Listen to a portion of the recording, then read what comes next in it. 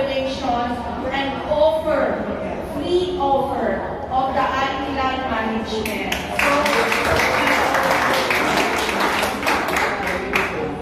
And they were the ones who approached us, no? They know, meron na po tayong experience in partnership with Al-Hilal ng ibang branches in conducting a free medical camp. Based on that, no, they again proposed to the embassy of conducting another one, but dito sa branch na to, no, itong Al-Hilal Manama Central Branch Medical Center.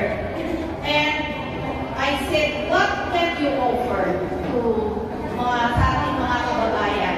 And they said this free blood test because it's very important to prevent yung paglala, no, of onset of diseases. Preventive medicine is always best.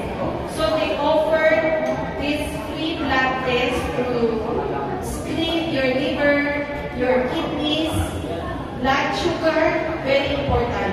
And I just want to note one very important test that they added. Mahal ito, no? And additional to, pag pina-check mo sa ibang hospital, and that's your uric acid.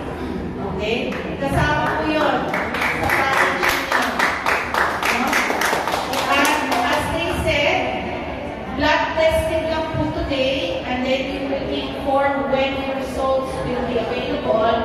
And then we will also have a complimentary medical consultation para ma-interpret yung results na yun. No? And please inform your friends, your other Filipino contacts. As they said, this healthy campaign, this blood test na libre, is not only today. And hindi lang siya every Friday of August. It's every day from today, August 2 until August 31. No? So it's almost 1 month. Okay? So don't say mga Pilipino na hindi makapunta today because of work and other commitments. They will come on other days. They can just go to the reception sa lobby and present their CPR or passport and to say that they will avail of the Healthy Pinoy campaign blood test and they will be accommodated.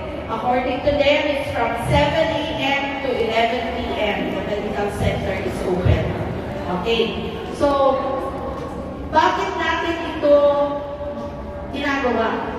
No? For me, as I was telling, I think, Andrew, no? We have our obligations, no, to ourselves.